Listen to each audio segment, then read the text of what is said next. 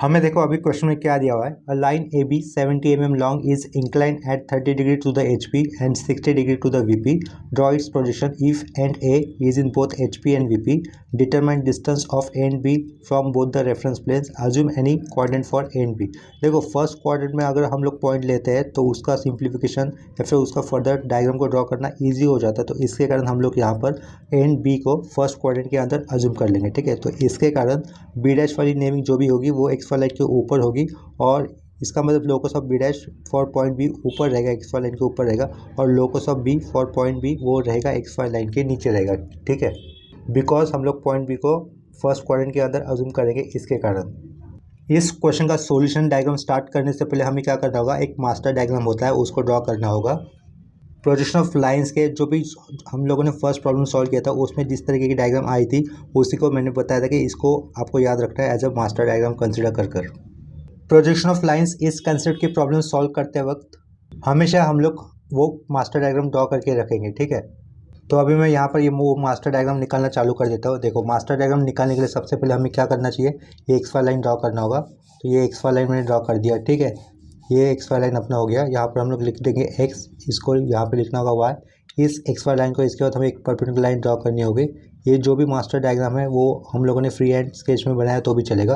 देखो ये x Y line को एक परपेंडिकुलर लाइन ड्रॉ कर दी। इसके बाद इसी लाइन के ऊपर मैं ए डैश पॉइंट मार्क कर देता हूँ। ये ए डैश का मतलब क्या रहेगा, point above the H P वाला इन्फॉर्मेशन हो जाएगा। और ये point in front of P यानी कि वो एक्स वाई लाइन के नीचे भी एक पॉइंट मार्क कर लेता हूँ जो कि ए दिखाया है। ठीक है, ए डैश थोड़ा कम ऊपर दिखाया मैंने एक्स वाई लाइन से, और ये ए वाला पॉइंट मैंने एक्स वाई लाइन से थोड़ा सा ज़्यादा नीचे दिखाया। ठीक है, दोनों के बीच में इसका मतलब नीचे वाले पॉइंट में डिफरेंस मैंने ज़्यादा लिया है।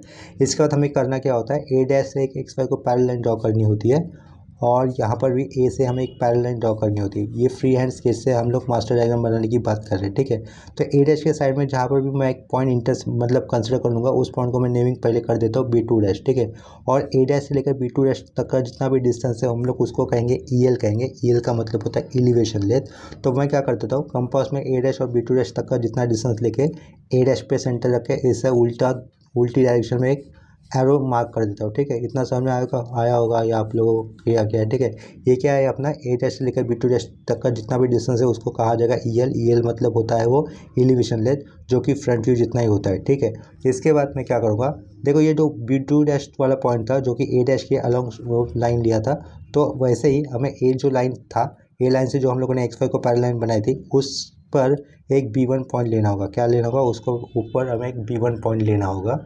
ये बी वन पॉइंट मैंने बी टू डैश पॉइंट के थोड़ा सा आगे दिखाया है। ठीक है, डिस्टेंस में ये जो ऊपर मैंने आर्क किया था उस आर्क के ऊपर एक पॉइंट ले लेता हूँ रैंडमली। यहाँ पर एक पॉइंट ले लिया, इसको मैं नाम देता हूँ बी डैश। ठीक है, इसको मैंने अपनी तरफ से नेमिंग कर दिया बी डैश। इसके बाद मैं क्या करूँगा, इस बी डैश से एक्स वाई को एक पैरेलल लाइन ड्रॉ कर देता हूँ।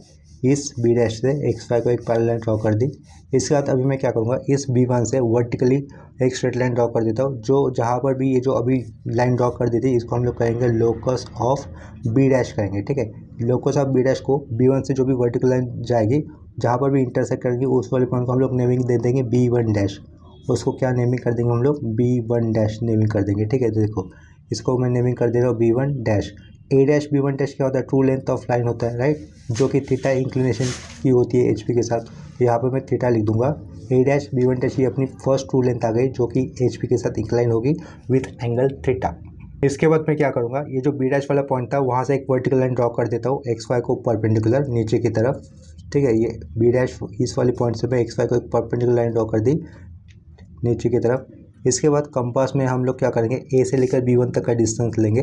कंपास में ए से बी वन तक का डिस्टेंस लेंगे, यहाँ पर सेंटर रखूँगा मैं कंपास का और यहाँ से एक आर्क नीचे की तरफ घुमा दूंगा। ठीक है, ये यहाँ पर इंटरसेक्ट हो जाएगा।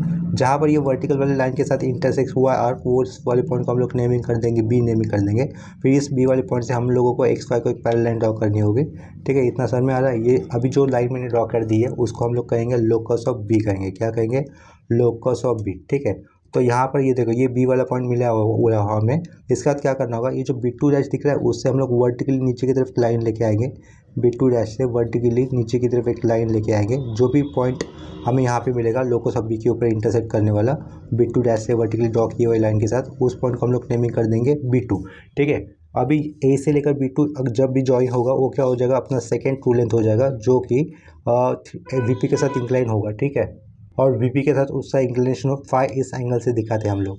तो यहाँ पर मैं AB2 कनेक्ट कर लेता हूँ। ये अपना दूसरा ट्रू लेंथ हो गया। यहाँ पर मैं TL लिख देता हूँ, ये ट्रू लेंथ है। ऊपर वाला ये भी अपना ट्रू लेंथ है। ये ट्रू लेंथ का HP के साथ आया हुआ इंक्लिनेशन थीटा दिखाया। ये ट्रू लेंथ का VP के साथ आया हुआ इंक्लिनेशन में यहाँ पे फाई से डिनोट कर लेता हूँ। इसके बाद लास्ट में हमें कौन से व्यू डार्क करने होंगे, A' B' ये डार्क करना होगा, वो अपना फ्रंट व्यू। और यहाँ पर A और ये भी डार्क करना होगा, ये होगा अपना टॉप व्यू। ये फ्रंट और टॉप व्यू हमें डार्क करने होते हैं ना फाइनल डायग्राम, तो इसके कारण वो मैं यहाँ पर ब्लू पेन से ड्रॉ कर रहा हूँ A' और B' को। ये ब्लू पेन से डार्क कर दिया। और यहाँ पर भी नीचे भी टॉप व्यू को मैं ब्लू पेन से डार्क कर दूंगा। ये अपना हो गया टॉप व्यू और ऊपर वाला हो गया अपना फ्रंट व्यू, ठीक है। तो ये जो भी मास्टर डायग्राम है वो आपको बनानी होगी, कैसे भी करके आप इसको याद रखो। ये सबसे पहले आपको ड्रॉ कर देनी होगी प्रोजेक्शन ऑफ लाइन्स का सम सॉल्व करने से पहले हमेशा।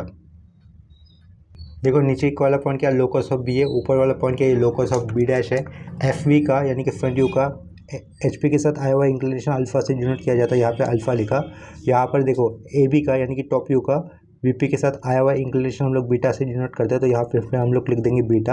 और यहाँ पर क्या है, A' ये B' अलॉन्ग स्ट्रेट लाइन ना, स्ट्रेट लाइन आए हुए हैं, उनके बीच का डिस्टेंस हम लोग क्या कहते हैं, DBEP कहते हैं, यानी कि डिस्टेंस बिटवीन एंड प्रोजेक्टर कहते हैं, ठीक है। तो यहाँ पर मैं DBEP लिख देता हूँ। वो डिस्टेंस कितना है पता नहीं, क्योंकि हम लोगों ने ये डायग्राम फ्री हैंड स्केच में बनाए थे, ठीक है। ये मास्टर डायग्राम हो गई जो आपको हमेशा याद रखनी होगी कोई भी प्रोजेक्शन ऑफ लाइन्स का प्रॉब्लम सॉल्व करते वक्त। तो अभी हमें दिए हुए प्रॉब्लम का सॉल्यूशन ड्रॉ करने के लिए मैं ये वाले मास्टर डायग्राम का रेफरेंस लूँगा, ठीक है। फिलहाल तो मैं इस वाले डायग्राम को थोड़ा सा बाजू में रख देता हूँ। हमें क्वेश्चन में क्या दिया था वो डेटा में गिवन डेटा मैं यहाँ पर ये जो आंसर शीट है मेरा ड्राइंग शीट है वहाँ पर लिख दूंगा, ठीक है। देखो क्वेश्चन के अंदर हमें दिया गया था लाइन AB 70 mm लॉन्ग ऐसा बताया गया था, तो मैं यहाँ पर लिख दूंगा गिवन में लिख दूंगा। ये यहाँ पर क्या लिखा है, गिवन लिखा है। गिवन में हमें लिखना होगा ट्रू लेंथ ऑफ AB ऐसा लिखा, ठीक है। ये ट्रू लेंथ ऑफ AB कितना लिखना होगा हमें, 70 mm। इतना क्लियर हो गया। आगे क्या बोला गया था देखो, 30 degree to the incline at 30 degree to the HP, यानी कि हमें थीटा कितना लिखना है, theta is equal to 30 degree लिखता होगा। लेकिन थीटा के साथ जो भी ट्रू लेंथ होती है वो किस नेमिंग से डिनोट किया जाता है, A'(B1' से। तो मैं ब्रैकेट में यहाँ पे क्या लिख दूंगा, A'(B1' लिख दूंगा, ठीक है। इतना क्लियर हो गया। आगे क्या बोला है, and 60 degree to the VP, तो यहाँ पर मैंने फाई लिखा। फाई के साथ यहाँ पर एंगल कितना लिखना चाहिए, 60 डिग्री लिखना चाहिए। फाई के साथ जो लाइन इंक्लाइन होती है उसका नेमिंग क्या होता है, AB2 इस तरीके का नेमिंग होता है, तो मैंने ब्रैकेट में AB2 लिख दिया हुआ है। आगे उन्होंने इन्फॉर्मेशन क्या दिया था, draw its projection if and A is in both HP and VP। आगे हमें मेंशन करना है point A is in HP and VP, यानी कि वो अलॉन्ग XY लाइन लेना होगा, ठीक है, HP एंड VP। यहाँ पर देखो point A is in HP and VP बोलने के कारण वो कॉमन एक ही पॉइंट होगा अलॉन्ग XY लाइन, यानी कि उसी पॉइंट को हम लोग A' भी लिखेंगे और A भी लिखेंगे। HP के साथ आने के कारण डैश लिखना होगा और VP के साथ आने के कारण वहाँ पर डैश नहीं देना होगा, यानी कि A' और A ये दोनों पॉइंट कोइंसाइड रहेंगे अलॉन्ग XY लाइन के ऊपर। उन्होंने आगे क्वेश्चन में पूछा था determine distance of A and B from both the reference planes, ठीक है। इसका मतलब B का डिस्टेंस निकालना होगा फ्रॉम XY लाइन ऊपर की तरफ और नीचे की तरफ, ठीक है। उसके आगे क्या बोला है, assume any quadrant for A and B, तो हम लोग नीचे लिख देंगे let assume point B is in first quadrant. हमें आगे लिखना होगा let assume point B in, ये क्या लिखा, फर्स्ट क्वाड्रेंट लिख दिया। चलो देखो ये जो क्वेश्चन अभी हमने पढ़ा था उसका गिवन डेटा सारा मैंने यहाँ पर लिख दिया। इसके बाद अभी हम लोग एक्चुअल डायग्राम को ड्रॉ करना सॉल्व चालू कर देंगे। तो यहाँ पर देखो डायग्राम को थोड़ा सा जूम आउट कर देता हूँ। तो सबसे पहला लाइन हमें एक जो भी गिवन प्लेन रहेगा अपना ड्राइंग शीट का, तो उसको एक हॉरिजॉन्टल लाइन ड्रॉ करनी होगी, ठीक है। तो देखो यहाँ पर ये ड्राइंग शीट का मेरा ये जो भी पेज है उसके नीचे का ये रेफरेंस दिख रहा है आपको, थोड़ा सा और मैं जूम आउट कर देता हूँ। ये नीचे का पेज दिख रहा होगा आपको लोगों को, तो मैं रोलर्स कर यहाँ पे रख देता हूँ। ये नीचे वाले लाइन को मैं पैरेलल रख दूंगा और उसको रखकर एक हल्के से उसको ऊपर लेके जाऊँगा। जो भी लाइन होगी इस प्लेन में वो कैसे रहेगी, नीचे वाली लाइन को पैरेलल ही होगी, ठीक है। तो यहाँ पर देखो फर्स्ट हॉरिजॉन्टल लाइन ड्रॉ कर दी है वो मैंने, यहाँ पे लिख दूंगा x और यहाँ पे मुझे लिखना होगा y। इसके बाद ये जो XY लाइन ड्रॉ की है उसको मुझे परपेंडिकुलर लाइन ड्रॉ करनी होगी। वो परपेंडिकुलर लाइन में सेट स्क्वायर का रेफरेंस लेकर ड्रॉ कर देता हूँ। देखो यहाँ पर सेट स्क्वायर का ये जो भी अंदर वाला गैप दिख रहा है वो मैंने यहाँ पर XY लाइन के ऊपर रखा हुआ है। उसके साइड में जो भी वर्टिकल वाला पार्ट जाते हुए दिख रहा है सेट स्क्वायर का, तो वहाँ से मैं एक वर्टिकल लाइन ड्रॉ कर दूंगा, ठीक है। देखो इंस्ट्रूमेंट किस तरीके से फिक्स करना है वो भी समझ लो। कहीं पर भी गैप नहीं होना चाहिए। इंस्ट्रूमेंट के एंड वाले पॉइंट्स खास करके आपको प्रेस करके रखने होंगे। देखो यहाँ से एक वर्टिकल लाइन ड्रॉ कर देता हूँ, इसका मतलब वो एक्स वाई को कैसी होगी, परपेंडिकुलर होगी। इस लाइन को हम लोग नीचे और एक्सटेंड कर देंगे। देखो लाइन को थोड़ा सा नीचे भी एक्सटेंड कर दिया है, लेकिन यहाँ पर जो हम लोगों ने लाइन ड्रॉ किया उसकी ज़रूरत नहीं थी, क्योंकि उन्होंने क्या बताया गया था, point A is in H P and V P. इसका मतलब वो एच पी के कितने अबव है या फिर वी पी के कितने इंटरेट है वो हमें दिखाने की ज़रूरत है ही नहीं। तो इसके कारण ये जो वर्टिकल लाइन हमने अभी ड्रॉ की है उसका हमें यूज़ होगा भी नहीं, ठीक है। लेकिन चलो कोई बात नहीं, ये वर्टिकल लाइन ड्रॉ कर दी है तो कोई मतलब फ़र्क नहीं पड़ेगा, मार्क्स तो नहीं कटेंगे अपने। इसके बाद हम लोग क्या करेंगे, पॉइंट ए को इन द एच पी और इन द वी पी लेना होगा, यानी कि अलॉन्ग द एक्स वाई लेना होगा। तो यहाँ पर देखो ये जो इंटरसेक्टिंग पॉइंट मिला था दोनों पॉइंट्स, वर्टिकल लाइन या हॉरिजॉन्टल लाइन का, उसी को मैं प्रेस कर लेता हूँ और उसी को मैं ए डैश कंसिडर कर लेता हूँ, ठीक है। तो ये अपना पॉइंट क्या हो जाएगा, यहाँ पर ए डैश भी हो जाएगा और इसी पर ए भी हो जाएगा, ठीक है। तो मैं ऊपर की तरफ तो इसको ए डैश लिख दूंगा और नीचे की तरफ सेम पॉइंट को मैं ए से रिप्रेजेंट कर दूंगा। ये ऊपर क्या लिख दिया, ए डैश, और नीचे क्या लिखा है, ये ए लिख दिया, ठीक है। इतना क्लियर हुआ होगा। अभी देखो मास्टर डायग्राम में क्या था, ए डैश के स्ट्रेट लाइन में जो भी लाइन होगी जो कि एक्स वाई को पैरेलल होगी वहाँ पर हमें बी टू डैश मिलता है, और ए के साइड में जो भी लाइन एक्स वाई को पैरेलल है उस वहाँ पर हमें क्या मिलता है, बी वन वाला पॉइंट मिलता है। तो अभी के अपने केस में ये वाले क्वेश्चन के अंदर ए डैश और ए पॉइंट तो सेम ही है, और वो भी कहाँ पर है, एक्स वाई लाइन के ऊपर है। इसका मतलब एक्स वाई लाइन के ऊपर ही हमें बी टू डैश ये वाला पॉइंट भी मिलेगा जो कि अलॉन्ग ए डैश रहेगा, और बी वन वाला भी पॉइंट मिलेगा जो कि अलॉन्ग ए रहेगा, ठीक है। तो ए डैश से लेकर बी टू डैश तक का जितना भी डिस्टेंस होगा उसको हम लोग कहेंगे ई एल, और ए से लेकर बी वन तक का जितना भी डिस्टेंस होगा उसको हम लोग कहेंगे पी एल। इसको थोड़ा सा जूम इन कर देता हूँ। हम लोगों ने पॉइंट बी को फर्स्ट क्वाड्रेंट के अंदर अज्यूम किया है, इसके कारण एक्स वाई के ऊपर हमें लोकस ऑफ बी डैश मिलेंगे और एक्स वाई के नीचे हमें लोकस ऑफ बी मिलेंगे, ठीक है। तो यहाँ पर मैं ऊपर में स्पेस में लिख देता हूँ, ये वाली जगह पर लोकस ऑफ बी डैश ऐसा मैं लिख देता हूँ, और नीचे हमें क्या मिलेगा, लोकस ऑफ बी मिलेगा एक्स वाई लाइन के नीचे, वो मैं यहाँ पर लिख देता हूँ। ये लिखा है क्या है, लोकस ऑफ बी लिखा है, ठीक है।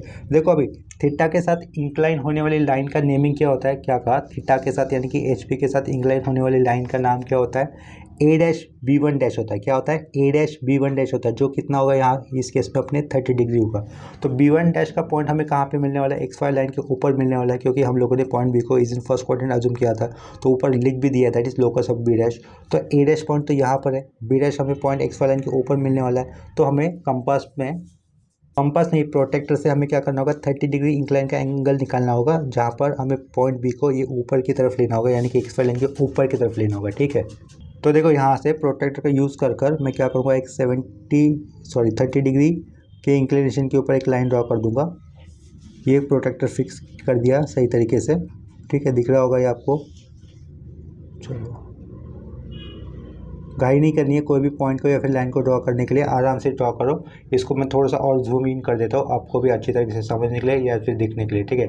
थोड़ा सा जूम कर दिया है, प्रोटेक्टर सही तरीके से फिक्स किया है। हमें 30 डिग्री का एंगल लेना था।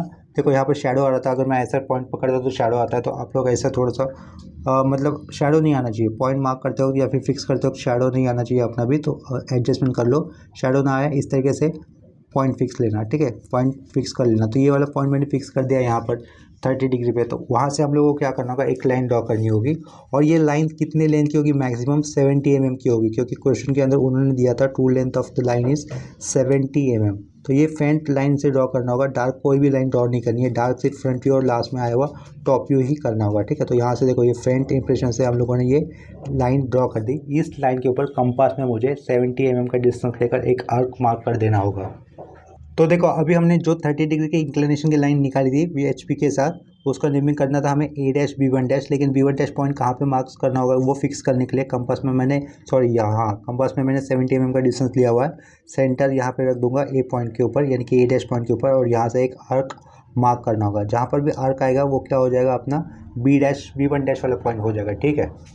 इस पॉइंट को नेमिंग करने से पहले हम लोग उसको फिक्स कर लेंगे। देखो ये वाले पॉइंट से मैं इसको फिक्स कर लेता हूँ, पॉइंट को दबा ले रहा हूँ, पॉइंट को मैंने प्रेस कर लिया, इसको मैं नेमिंग करूँगा, अभी बी वन डैश ही नेमिंग हो गई, ठीक है। इसके बाद हमें क्या करना होगा, ये जो बी वन डैश वाला पॉइंट मिला है वहाँ से हमें एक्स वाई को पैरेलल लाइन ड्रॉ करनी होगी। क्या कहा, ये जो भी बी वन डैश वाला पॉइंट मिला है वहाँ से हमें एक्स वाई को एक पैरेलल लाइन ड्रॉ करनी है। बिफोर दैट मैं क्या करूँगा, देखो मास्टर डायग्राम में हमें क्या मिल रहा था, बी वन से बी वन डैश वाला जो भी पॉइंट मिला है उससे मैं एक वर्टिकल लाइन नीचे की तरफ ड्रॉ करता हूँ, तो वो लाइन जहाँ पर ए के साइड में आती है वहाँ पर इंटरसेक्ट करेगी तो हमें कौन सा पॉइंट मिलेगा, B1 पॉइंट मिलेगा। ठीक है, B1 डैश से नीचे की तरफ हम लोग अगर लाइन एक्सटेंड करेंगे अप टू ए के साइड में आई हुई लाइन को एक्सटेंड करने वाले, तो वहाँ पे दोनों के इंटरसेक्टिंग का पॉइंट का नाम क्या रहेगा, B1 रहेगा। इसका मतलब क्या हो रहा है मेरे कहने का, ये जो भी B1 डैश हमें पॉइंट मिला है वहाँ से अगर मैं वर्टिकली नीचे की तरफ एक लाइन लेता हूँ जो कि ए पॉइंट यही आने के कारण इसके साइड में अलॉन्ग जो भी पॉइंट रहेगा उसको हम लोग नेमिंग क्या करेंगे, B1 नेमिंग कर देंगे। ठीक है, वर्टिकली डाउनवर्ड होना चाहिए। तो ए डैश और ए पॉइंट सेम ही पॉइंट पे होने कोइंसाइड होने के कारण हम लोगों को क्या करना होगा, ए के साइड में स्ट्रेट लाइन जो कि एक्स वाई को पैरेलल होगी, यानी कि यहाँ पर एक्स वाई के ऊपर ही होगी, उसके ऊपर हमें ए B1 वाला पॉइंट मिलेगा। और ये B1 वाला पॉइंट कहाँ से आ रहा है, B1 डैश से वर्टिकली डाउनवर्ड नीचे जो ए के साइड में आई हुई लाइन के साथ इंटरसेक्ट कर रहा है वहाँ पे मिल जाएगा। ठीक है, तो देखो सेट स्क्वायर का यूज़ कर मैं उस वाले पॉइंट को ले लेता हूँ। ये सेट स्क्वायर का नीचे वाला पार्ट, गैप वाला पार्ट यहाँ पे रखा है एक्स वाई लाइन के ऊपर। ये यहाँ पर देखो पॉइंट बी हम लोगों ने फिक्स कर दिया था, B1 डैश पॉइंट फिक्स कर दिया था। वहाँ से मैं एक परपेंडिकुलर लाइन ड्रॉ करूँगा along the X Y line. इसका मतलब वो एक्स वाई को कैसी होगी, परपेंडिकुलर ही होगी, राइट। वर्टिकल लाइन ड्रॉ कर दे रहा हूँ, वो एक्स वाई को परपेंडिकुलर ही होगी, थोड़ी सी भी गलती नहीं होनी चाहिए हमसे। तो यहाँ पर देखो वो लाइन ड्रॉ कर दी है। यहाँ पर ये जो भी जहाँ पर भी एक्स वाई के साथ कट होगा या फिर इंटरसेक्टिंग वाला पॉइंट मिलेगा उसको हम लोग नेमिंग करेंगे, B1 नेमिंग करेंगे। अभी अभी हम लोगों ने ये मास्टर डायग्राम में देखा था। ठीक है, तो ये भी पॉइंट मिला है उसको हम लोग क्या नेमिंग करेंगे, B1 नेमिंग करेंगे। इतना क्लियर हुआ होगा। यहाँ पर ये थीटा कितना था, 30 डिग्री था, वो मैं यहाँ पर मेंशन कर देता हूँ, theta is equal to 30 degree. और यहाँ पे मैं लिख दूंगा TL मतलब कितना रहेगा, वो 70 mm रहेगा। ठीक है, वो भी मेंशन कर दिया है। इसके बाद हमें क्या बताया गया था, लाइन का VP के साथ इंक्लिनेशन कितना दिया हुआ है, 60 डिग्री। VP के साथ जो भी इंक्लाइन लाइन होती है उसका नेमिंग क्या होता है, AB2 होता है, राइट। तो देखो हमने इतना माना था कि लोकस ऑफ बी कहाँ पर है, फर्स्ट क्वाड्रेंट में, सॉरी लोकस ऑफ बी नहीं, हमने ऐसा माना था कि point B is in first quadrant. इसके कारण locus of B dash will be above X Y line और locus of B will be below X Y line. तो VP के साथ इंक्लाइन होने वाली लाइन तो होगी AB2 और लोकस ऑफ बी पॉइंट नीचे होने वाला, तो इसके कारण हमें 60 डिग्री का इंक्लिनेशन नीचे की तरफ दिखाना होगा। ठीक है, तो यहाँ पर देखो प्रोटेक्टर हम लोगों ने यहाँ पर ए वाले पॉइंट पे फिक्स कर दिया है। ये प्रोटेक्टर यहाँ पर इस तरीके से फिक्स कर दिया। 60 डिग्री की इंक्लिनेशन वाली हमें लाइन ये अभी एंटी क्लॉकवाइज डायरेक्शन में दिखानी होगी। ठीक है, क्लॉकवाइज डायरेक्शन में दिखानी होगी, यानी कि एक्स वाई लाइन के नीचे दिखानी होगी। कितना डिग्री, 60 डिग्री। तो यहाँ पर देखो ये 50 और ये 60 डिग्री का पॉइंट मैंने प्रेस कर लिया है। ये हल्के से प्रेस कर दो, काहे मत करो, ज़्यादा बड़ा पॉइंट नहीं दिखना चाहिए। चलो ये प्रेस कर दिया। यहाँ से एक हम लोग स्ट्रेट लाइन ड्रॉ कर देंगे। अभी देखो स्क्रीन को आया कि नहीं आपको, यहाँ पे पॉइंट दिया गया था, ये थोड़ा सा ऊपर कर देता हूँ, स्क्रीन के ऊपर नहीं दिख रहा होगा। ये पॉइंट दिख रहा है अभी, ये 60 डिग्री का पॉइंट मैंने मार्क किया था प्रोटेक्टर लेकर। अभी क्या करें हम लोग, पॉइंट ए और ये जो पॉइंट मिला है उससे हम लोग एक लाइन ड्रॉ कर देंगे। वो क्या रहेगी, 60 डिग्री की इंक्लिनेशन वाली लाइन मिल जाएगी और इसी लाइन के ऊपर हमें ट्रू लेंथ लेना होगा। वो क्या होगा, AB2 होगा। ये तो पॉइंट ए है शुरुआत में और B2 पॉइंट हमें यहाँ पर फिक्स करना होगा प्रोटेक्टर का, सॉरी कंपास का यूज़ कर। ठीक है, इंस्ट्रूमेंट के नाम बदल जा रहे बोलते बोलते, एक्सप्लेनेशन करते करते। देखो ये कंपास में पहले जितना ही डिस्टेंस है 70 mm वाला जो कि ऊपर की तरफ आर्क लेते हैं उसमें हमने कंसिडर किया था वही है। ये क्रॉस चेक कर देता हूँ, ये उतना ही है। ठीक है, हिला नहीं है। उसके बाद अभी नीचे की तरफ जो लाइन हमने ड्रॉ की है 60 डिग्री की इंक्लिनेशन की वाली, वहाँ पर भी हमें वो एक आर्क मार्क कर देना होगा। ठीक है, देखो वो ये आर्क मार्क कर दिया है यहाँ पर, नीचे स्क्रीन के ऊपर नहीं आ रहा है, थोड़ा सा पेज को ऊपर कर देता हूँ, ये अभी आ रहा होगा। ठीक है, यहाँ पर ये जो भी इंटरसेक्टिंग पॉइंट मिलेगा 60 डिग्री के इंक्लाइन लाइन के साथ, उस पॉइंट को हम लोग नेमिंग कर देंगे B2। मैं यहाँ पर इंक्लाइन लाइन को थोड़ा सा एक्सटेंड कर देता हूँ। इंक्लाइन लाइन को हम लोग यहाँ पर थोड़ा सा एक्सटेंड कर देंगे। ठीक है, जो भी आर्क के साथ इंटरसेक्टिंग पॉइंट मिलेगा उसको मुझे नेमिंग करना होगा, B2 नेमिंग करना होगा। और फिर उसके बाद क्या करेंगे हम लोग, B2 इस पॉइंट से एक एक्स वाई को पैरेलल लाइन ड्रॉ करनी होगी। ये हो गया अपना B2 लाइन। B2 इस पॉइंट से एक्स वाई को पैरेलल लाइन ड्रॉ करनी होगी। और उसके पहले मैं क्या करता हूँ, B2 से मैं ऊपर की तरफ यानी कि अलॉन्ग एक्स वाई लाइन एक वर्टिकल लाइन ड्रॉ कर दूंगा। ठीक है, जो लाइन एक्स वाई को कैसे होगी, परपेंडिकुलर हो जाएगी। देखो आपको मास्टर डायग्राम में क्या दिखाई देगा, जो भी B2 पॉइंट मिलता है, B2 से अगर हम लोग ऊपर की तरफ स्ट्रेट लाइन ड्रॉ करते हैं जो कि A डैश के साइड में आती है, तो उस वाले पॉइंट को नाम क्या दिया जाता है, B2 डैश नाम दिया जाता है। ठीक है, इसका मतलब हमें अभी B2 से ऊपर की तरफ एक स्ट्रेट लाइन जो हम लोग ड्रॉ करेंगे, हमारा A dash point along X Y line था, इसका मतलब अलॉन्ग एक्स वाई लाइन के ऊपर हमें क्या मिलेगा, अभी B2 डैश मिलेगा जब हम लोग B2 इस पॉइंट से ऊपर की तरफ एक वर्टिकल लाइन ड्रॉ करेंगे तो। ठीक है, वापस बता रहा हूँ एक बार, देखो हमें पॉइंट B2 मिल चुका है। इस B2 वाले पॉइंट से अगर मैं ऊपर की तरफ एक वर्टिकल लाइन ड्रॉ करता हूँ जो कि एक्स वाई को कैसी होगी, पैरेलल होगी, तो हमें क्या कौन सा पॉइंट मिलता है, B2 डैश मिलता है, जो कि A डैश के साइड में एक्सटेंड की हुई लाइन है। उसको और उनका और B2 डैश से ऊपर आई हुई लाइन का इंटरसेक्टिंग पॉइंट क्या होता है, B2 डैश होता है। और यहाँ पर A डैश B2 डैश को क्या कहा जाता है, EL कहा जाता है। EL का मतलब होता है एलिवेशन लेंथ। तो अभी हमें B2 इस पॉइंट से एक वर्टिकल लाइन ड्रॉ करने पर जो XY को जहाँ पर कट होगी वहाँ पर हमें कौन सा पॉइंट मिलेगा, B2 डैश वाला पॉइंट मिलेगा। देखो सेट स्क्वायर को मैं इस तरीके से रख लेता हूँ। ये वाला गैप दिख रहा है, ये वाला गैप मैंने XY लाइन के साथ रेफरेंस में लिया हुआ है। यहाँ से मुझे B2 वाले पॉइंट से एक वर्टिकल लाइन ड्रॉ करनी होगी XY को वर्टिकल यानी कि XY को परपेंडिकुलरली हो रहेगी। ठीक है, इतना क्लियर हो रहा है ये। तो ये वर्टिकल लाइन ड्रॉ कर दी।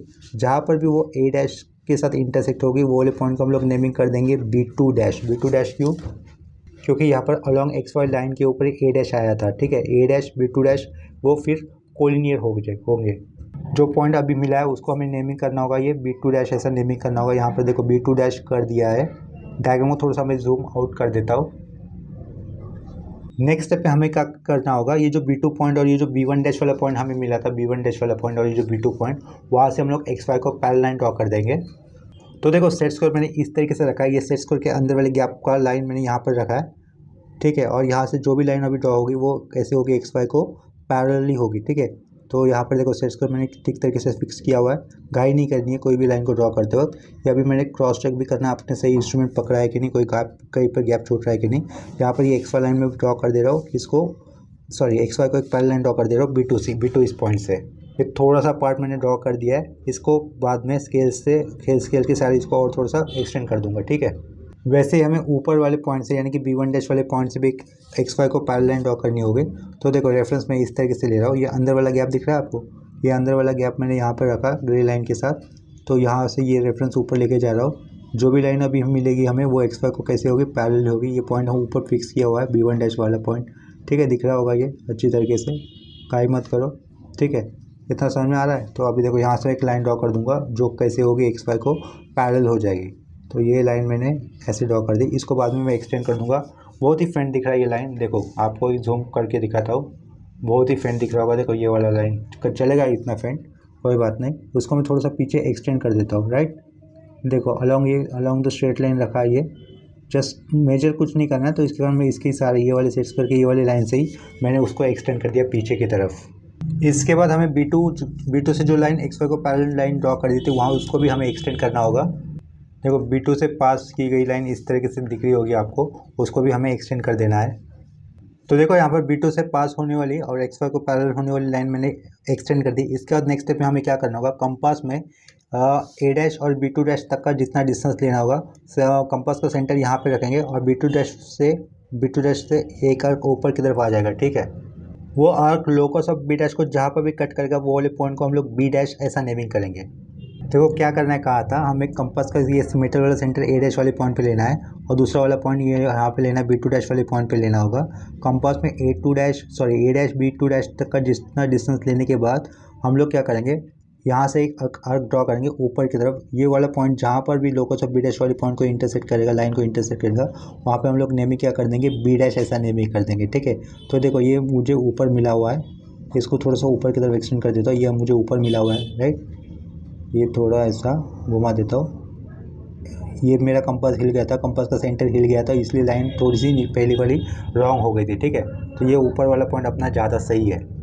देखो मास्टर डायग्राम के अंदर भी हमें वही दिख रहा था, B2 डैश वाले पॉइंट से हमें ऊपर की तरफ एक आर्क ड्रॉ करना होता है। वो पॉइंट जहाँ पर वो लोकस ऑफ B डैश के साथ इंटरसेक्ट होता है उसको हम लोग B डैश नेमिंग करते हैं। फिर A dash B dash join करने पर हमें क्या मिल जाता है, फ्रंट व्यू मिल जाता है। ठीक है, आगे हमें क्या करना होगा, A और ये B1 वाला पॉइंट तो हमें मिल चुका, तो हम लोग क्या करेंगे, कंपास में A से लेकर B1 तक का डिस्टेंस लेंगे, सेंटर A पे रखेंगे और B1 से हम लोग नीचे की तरफ आर्क ड्रॉ कर देंगे। जो लोकस ऑफ B हमने लिया था उसके ऊपर जहाँ पर वो आर्क इंटरसेक्ट करेंगे उस वाले पॉइंट को हम लोग B कहेंगे। ठीक है, तो देखो अभी हमें कंपास में क्या करना होगा, A से लेकर B1 तक का डिस्टेंस लेना होगा। कंपास में A से लेकर B1 तक का डिस्टेंस ले लेंगे, ये B1 यहाँ पर आ गया और उसको नीचे की तरफ एक आर्क ड्रॉ कर देंगे। ठीक है, नीचे की तरफ आर्क ड्रॉ करना होगा। ये जो भी आर्क ड्रॉ होगा नीचे की तरफ जहाँ पर भी लोकस ऑफ B इस लाइन को कट करेगा उस पॉइंट को हम लोग नेमिंग कर देंगे, B नेमिंग करेंगे, सिंपली B नेमिंग करेंगे। देखो इसको मैं नीचे की तरफ ड्रॉ कर देता हूँ। ये अपना प्रॉब्लम है ना एग्जैक्टली राइट आ गया, एकदम राइट, कुछ एरर नहीं आया। क्यों, मैं बताता हूँ, इसका एक पॉइंट बताता हूँ कैसे।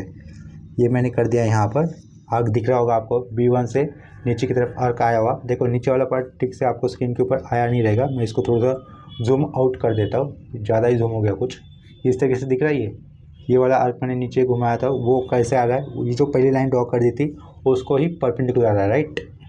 जो सेकेंड लाइन हम लोगों ने ड्रॉ करी थी एक्स वाई को परपेंडिकुलर, उसको अभी देखो मुझे एक्सटेंड करने की ज़रूरत पड़ेगी, तो नीचे वाले पॉइंट के साथ वो कनेक्ट होते हुए दिखाना होगा ना, तो उसको मैंने एक्सटेंड कर दिया यहाँ पर, और ऊपर वो मिल रही है। नीचे वाला आर्क गलत था, जब मेरा सेंटर हिला था ये राउंडर का, तो वो ऊपर वाला पॉइंट आर्क सही है अपना। तो देखो बी टू डैश इस पॉइंट से लोगों सब बी डैश के ऊपर जो भी पॉइंट इंटरसेक्ट होता है उसको हम लोग नेमिंग करते हैं बी डैश, तो ये वाला पॉइंट अपना क्या हो जाएगा, बी डैश वाला पॉइंट हो जाएगा। और ए डैश बी डैश क्या कहते हैं हम लोग, ए डैश बी डैश को कहते हैं फ्रंट व्यू, ठीक है। उसी तरीके से नीचे हमें क्या दिख रहा है, B1 इस पॉइंट से जो भी आर्क आता है वो लोगों सब बी को जहाँ पे कट करेगा उस पॉइंट को हम लोग नेमिंग करेंगे बी से, ठीक है। और या फिर हम लोग आगे अगर ए और बी ड्रॉ कर लेते वो तो क्या हो जाएगा, फिर वो अपना टॉप व्यू हो जाएगा। और डायग्राम में हमें फ्रंट व्यू और टॉप व्यू ड्रॉ करने होते हैं, ठीक है। फ्रंट व्यू क्या होता है, ए डैश बी डैश जो कि यहाँ पर स्ट्रेट लाइन के ऊपर आ रहा है, और यहाँ पर स्ट्रेट लाइन के ऊपर क्या आ रहा है, ए बी भी आ रहा है, ठीक है।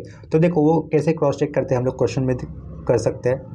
अगर लाइन का एच पी के साथ आया हुआ इंक्लिनेशन थीटा और लाइन का वी पी के साथ आया हुआ inclination that is 5, theta plus 5 equal to अगर 90 आता है, तो in that case front view और टॉप व्यू हमेशा कैसे रहेंगे, कोलिनियर रहेंगे, जो कि इस केस में हम लोगों को वेरीफाइड मिल रहा है ना।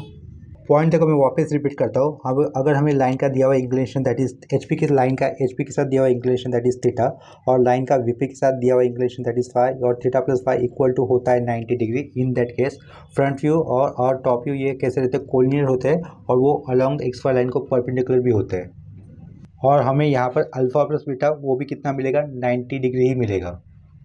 तो यहाँ पर ये अपना सॉल्यूशन कंप्लीट हो जाता है। जस्ट हमें क्या करना होगा, ए डे ये टॉप व्यू और फ्रंट व्यू डार्क करने होंगे, ठीक है। तो देखो ये बीच में क्या था, ए डैश और ए वाला पॉइंट था, वहाँ से मैं नीचे जो पॉइंट हम लोगों ने फिक्स किया था बी तक का, उसको मैं डार्क कर दूंगा यहाँ तक। और उसी तरीके से वहीं से हम ए डैश ए वाले पॉइंट से हमें ऊपर की तरफ भी एक लाइन ड्रॉ करनी होगी, जो कि होगा अपना फ्रंट व्यू, ठीक है। देखो डायग्राम ड्रॉ करते हो तो अगर एक आध आर्क आपका गलत हो जाता है तो उसको रहने तो वैसे मतलब मिटाओ मत, इरेज मत करो। जैसे कि मैंने ये मेरे से यहाँ पे हुआ था, नीचे वाला आर्क गलत हुआ था, लेकिन वो मुझे वैसे रखना है। अगर नहीं मिटाने की कोई ज़रूरत नहीं, मार्क्स नहीं कटेंगे आप, बाकी सब आपका सही जा रहा है ना आगे, तो इसके मार्क्स नहीं कटेंगे। ये गलत आर्क को वो लोग कंसिडर नहीं करेंगे, मिटाने की कोई ज़रूरत नहीं है। अगर आप लोग मिटाना ही चाहते हो तो मिटा सकते हो, लेकिन नहीं मिटाया वो ज़्यादा बेटर रहेगा। तो यहाँ पर देखो कंप्लीट डायग्राम तो हो गया है। इसके बाद हम लोग उसका नेमिंग देना चालू करेंगे, या फिर उसको एरोज देना चालू करेंगे, कहाँ से हम लोग कौन से पॉइंट के ऊपर आ गए। देखो पहले क्या किया था, पहले तो एक्स वाई लाइन ड्रॉ करती थी, एक्स वाई लाइन ड्रॉ करने के बाद मैंने एक्स वाई लाइन को एक परपेंडिकुलर लाइन ड्रॉ कर दी थी। इसके बाद में पता चला कि इस लाइन के ऊपर ए पॉइंट आ ही नहीं रहा, क्योंकि ए पॉइंट अलॉन्ग एच पी और इन द वी पी था, मतलब ठीक है। तो इसके कारण ए डैश और ए कोइंसाइड रहते थे, और ये एक्स वाई लाइन के ऊपर आने वाले थे, ठीक है। इसके बाद उन्होंने दिया हुआ था इंक्लिनेशन ऑफ लाइन का एच पी के साथ और inclination of line we P के साथ, जो कि हम लोगों ने ऊपर गिवन डेटा में लिखा हुआ था। जो भी लाइन एच पी के साथ इंक्लाइन होती है उसका नेमिंग क्या होता है, ए डैश बी वन डैश, और जो लाइन वी पी के साथ इंक्लाइन होती है उसका नेमिंग होता है ए बी टू, अगर लाइन ए बी दी है तो थीटा इक्वल टू 30 डिग्री उन्होंने दिया था ए डैश बी वन डैश, और उन्होंने बोला था कि बी पॉइंट आप लोग अपने हिसाब से अज्यूम कर लो। तो हमने यहाँ पर बी पॉइंट को कहाँ पे अज्यूम किया था, फर्स्ट क्वाड्रेंट के अंदर अज्यूम किया था। For line B point B को हम लोगों ने फर्स्ट क्वाड्रेंट में अज्यूम करने के कारण हमें locus of B dash X Y line के ऊपर लेने थे, और लोकस ऑफ बी हमें एक्स वाई लाइन के नीचे लेने थे, ठीक है। इतना हो जाने के बाद देखो ए डैश यहाँ पर है, लोकस ऑफ बी डैश हम लोगों ने हमें पता चल गया था कि पॉइंट बी को फर्स्ट क्वाड्रेंट के अंदर लेने के कारण लोकस ऑफ बी डैश ऊपर रहेगा। तो ए डैश और ये बी वन डैश का मैंने 30 डिग्री का इंक्लाइन वाला लाइन ऊपर की तरफ बताया, ठीक है। इसके बाद हमें पता था कि लोकस ऑफ बी कहाँ पे रहेगा, एक्स वाई लाइन के नीचे रहेगा। तो इसके कारण ए से लेकर बी टू ये दूसरा जो ट्रू लेंथ था उसका इंक्लिनेशन हम लोगों ने एक्स वाई लाइन के नीचे बनाया। यहाँ पर लिखना चाहिए था phi is equal to 60 degree, ठीक है। इतना क्लियर हो गया। देखो ट्रू लेंथ उन्होंने दिया हुआ था, तो हम लोगों ने ये जो भी इंक्लाइन लाइन निकाली, थीटा इक्वल टू 30 डिग्री और फाई इक्वल टू 60 डिग्री, इसी लाइन के ऊपर 70 mm का एक आर्क ड्रॉ कर दिया था। तो ये ऊपर की तरफ 70 mm फिक्स कर हमें ये बी वन डैश वाला पॉइंट मिला, और नीचे की तरफ ये दिस इंक्लाइन लाइन के ऊपर 70 mm फिक्स कर हमें ये बी टू पॉइंट मिला। इसके बाद फिर मैंने मास्टर डायग्राम का रेफरेंस लेकर आपको बताया था कि बी वन डैश से वर्टिकल लाइन जो भी एक साइड के ए वाले पॉइंट के साइड से जो भी लाइन जाती है उसको जहाँ पर इंटरसेक्ट करती है वो वाले पॉइंट को नेमिंग दिया जाता है, बी वन दिया जाता है। उसी तरीके से बी टू इस पॉइंट से जो भी लाइन वर्टिकल जाती है और जो ए डैश के साइड में पॉइंट आती है, लाइन ड्रॉ होती है एक्स वाई को पैरेलल, उसका वहाँ पर जहाँ पर इंटरसेक्ट करती है वो उस वाले पॉइंट को नेमिंग दिया जाता है बी टू डैश, ठीक है। इसके बाद हमें क्या करना था, B2 डैश से A डैश और B2 डैश कंपास में जितना डिस्टेंस लेकर सेंटर A डैश पे रखकर एक आर्क घुमा देना होता है। वो आर्क जहाँ पर लोकस ऑफ B डैश को इंटरसेक्ट करता है वहाँ पर हम लोग B डैश पॉइंट लेते हैं। इसी तरीके से जब हम लोग कंपास में A से लेकर B1 तक का डिस्टेंस लेंगे, का सेंटर कंपास का सेंटर A पे रखेंगे, उसका दूसरा घुमाने वाला पॉइंट अगर B पे रखते हैं, B1 पे रखते हैं, तो वहाँ से जो भी आर्क नीचे की तरफ लोकस ऑफ B को जहाँ पे इंटरसेक्ट करेगा उस वाले पॉइंट को हम लोग नेमिंग करेंगे B, ठीक है। और यहाँ से फिर हमें क्या मिल जाएगा, टॉप व्यू यानी कि A भी मिलेगा और फ्रंट व्यू यानी कि A डैश B डैश मिल जाएगा, ठीक है। कंसेप्ट क्या होती है, जो कि मैंने सेकेंड लेक्चर में सबसे लास्ट में जो भी पॉइंट हम पेज था ना अपना सेकेंड लेक्चर में, सबके लास्ट पेज में हम लोगों ने एक पॉइंट लिखा हुआ था, if theta plus five is equal to 90 degree then front view और ये टॉप व्यू ये कोलिनियर रहेंगे और वो एक्स वाई को कैसे आएंगे, परपेंडिकुलर होंगे, जो कि इस केस में अपना वेरीफाइड हो रहा है, ठीक है। तो ऊपर मुझे यहाँ पर लिखना होगा, ये फ्रंट व्यू लिखना होगा, यहाँ पर मैं लिख देता हूँ, ये ऐसा लिखा फ्रंट व्यू, और यहाँ पर मुझे लिखना होगा ये टॉप व्यू, ठीक है। यहाँ पर ये लिख दिया टॉप व्यू। हमें एरोज भी देने होंगे, कौन सा एरोज हम लोगों ने कहाँ पे ड्रॉ किया वो भी दिखाना होगा। ये हो टॉप व्यू, ये अपना टॉप व्यू, ठीक है। कौन सा एरो कहाँ पे दिखा है वो भी दिखाना होगा। देखो हम लोगों ने B1 से लेकर नीचे की तरफ आर्क ड्रॉ किया था ना, तो ये ऐसा एरो नीचे आ जाएगा। B1 डैश से नीचे की तरफ हमें लाइन ड्रॉ करने पर हमें B1 मिला, तो ये ऐसा लाइन ड्रॉ करना होगा, ठीक है। B2 इस पॉइंट से ऊपर की तरफ जाने पर हमें क्या मिला, ये B2 डैश मिला, और B2 डैश को घुमाने के बाद हमें ये वाले पॉइंट पे क्या मिला, B डैश मिला। तो यहाँ पर हमें ऐसा आर्क या फिर ऐसा पॉइंट एरो दिखाना होगा। यहाँ पर अपना ड्राइंग ड्रॉ करके कंप्लीट हो जाता है। लेकिन देखो उन्होंने क्वेश्चन में क्या पूछा था, determine distance of A and B from both the reference planes. इसका मतलब हमें क्या करना होगा, point locus of B dash का एक्स वाई लाइन के ऊपर और एक्स वाई लाइन के नीचे जो भी डिस्टेंस बन रहा है उसको कैलकुलेट करके लिख देना होगा, ठीक है। तो मैं कैलकुलेट कर दे रहा हूँ, distance between X Y line और ये लोकस ऑफ बी कितना मिल रहा है हमें एग्जैक्टली, वो 6.1.5 मिल रहा है, यानी कि 6 ऐसा कह सकते हैं हम लोग। और ये ऊपर की तरफ हमें कितना डिस्टेंस मिलेगा, देखो वो 5.4 समथिंग मिल रहा है, तो हम लोग उसको 3.5 ऐसा कंसिडर कर लेंगे। देखो ये रोलर ख़राब होने की वजह से यहाँ पर ये पेज के ऊपर थोड़ा सा ये गीला हो गया, ये पेज ऐसा नहीं होना चाहिए, आप लोग ध्यान रखो, पेज ख़राब नहीं होना चाहिए आपका। तो एक बार फिर से दूसरे इंस्ट्रूमेंट से मैं कैलकुलेट कर लेता हूँ, लोकस ऑफ बी डैश और ये एक्स वाई लाइन का बीच का डिस्टेंस, ठीक है। रेफरेंस लेकर हम लोग ड्रॉ कर लेते हैं अच्छी तरीके से। ये परपेंडिकुलर कर रखा है, यहाँ पर थोड़ा सा ऊपर कर लेता हूँ, 1 के ऊपर फिक्स कर दिया है। ये 3 नहीं है ये, हाँ 3.4 मिल रहा है ना, 1 से मेजर कर रहा हूँ ना भाई, 1 2 3 3.4 मिल रहा है। तो हम लोग इसको राउंड अप करके क्या लिखेंगे, 3.5 लिख देंगे। इसका मतलब point B is above HP 3.5 mm, right. तो यहाँ पर देखो साइड में क्या लिख दिया, point B is 35 mm above HP लिखा, एंड आगे क्या लिखेंगे, point B is X Y line के नीचे मतलब क्या होता है, इन फ्रंट ऑफ VP होता है, राइट। तो एंड पॉइंट बी इज़, यहाँ पर देखो वर्टिकल डिस्टेंस कितना हो रहा है, distance between X Y and point B is 6.2 something आ रहा है, 6.1 समथिंग आ रहा है, राइट। तो हम लोग राउंड अप करके 6 ही लिख देंगे। 6 सेंटीमीटर मतलब क्या लिखना होगा, 60 mm लिखना होगा। Point B is 60 mm below क्या लिखेंगे हम लोग, HP sorry in front of VP लिखेंगे। ये बिलो वाला पार्ट है ना, हमें रब करना होगा, वो क्या था, इन फ्रंट ऑफ VP था, ठीक है। तो ये मिटा दिया मैंने, ये वाला पार्ट मिटा दिया, उसको वहाँ पर लिखना होगा इन फ्रंट ऑफ VP, ये इन फ्रंट ऑफ VP हो गया, ठीक है। वो सेम इन्फॉर्मेशन हम लोग यहाँ पर डायमेंशन लाइन से भी दिखा सकते हैं। तो यहाँ पर मैं क्या कर देता हूँ, एक वर्टिकल लाइन ड्रॉ कर देता हूँ सीधा, ठीक है। ये वर्टिकल लाइन ड्रॉ कर दी, इसके बाद यहाँ पर मैं एरोज दूंगा, ये ऊपर की तरफ जो भी डिस्टेंस होगा वो रहेगा अपना 35 mm, ठीक है। ये 35 mm नहीं लिखना है, जस्ट 35 लिख दिया। और नीचे ये जो भी डिस्टेंस रहेगा वहाँ पे मैं लिख दूंगा कितना, 60, ठीक है। ये देखकर उन्हें समझ में आ जाएगा कि आप लोगों ने एंड बी का वो मतलब रेफरेंस प्लेन के साथ जो भी डिस्टेंस आया है वो भी मेंशन कर दिया है। एग्जाम में प्रोजेक्शन ऑफ लाइंस का सम मिनिमम 10 to 15 मिनट्स के इन बिटवीन ही होना चाहिए। अभी देखो फर्स्ट लेक्चर में जो हम लोगों ने प्रॉब्लम किया था उसको ड्रॉ करने के लिए हमें लगभग 50 प्लस मिनट्स का टाइम लग गया था। इसके बाद सेकेंड लेक्चर में मैंने उतने टाइम में 2 प्रॉब्लम्स करवाए थे। तो आज के इस लेक्चर में भी हमें लगभग 30 मिनट्स का टाइम लग गया। इसका मतलब और उतना ही टाइम लेता तो दूसरा भी सम अपना हो जाएगा। कहने का मतलब ऐसा हो रहा है कि मेरा जितनी आप लोग प्रैक्टिस ज़्यादा करोगे, जितनी प्रैक्टिस आपकी ज़्यादा होगी उतना सम आपका एग्ज़ाम में जल्दी होने का चांसेस और राइट होने का चांसेस भी ज़्यादा होगा, ठीक है। तो आज के लिए ये एक ही प्रॉब्लम के साथ मैं यहाँ पर ये लेक्चर यहीं पे स्टॉप कर देता हूँ। अगर कोई डाउट है तो आप लोग मुझे कमेंट सेक्शन में इन्फॉर्म कर सकते हो, ठीक है। यहाँ पर देखो रोलर स्केयर यहाँ पर रखा हुआ था, जो कि रोलर स्केयर गीला होने के कारण वो मार्किंग अभी भी यहाँ पर दिख रहा होगा। ऐसा नहीं होना चाहिए, तो आप लोगों ने केयर रखना चाहिए कि ड्राइंग शीट आपका किसी भी तरीके से गंदा नहीं होना चाहिए। यहाँ पर वो थोड़ा सा गीला हो रहा है, वो सूखने के लिए अभी इसको टाइम लगेगा बहुत ही। तो अभी के लिए यहाँ पर रुकते हैं, मिलते हैं नेक्स्ट लेक्चर में, तब तक के लिए बाय एंड टेक केयर।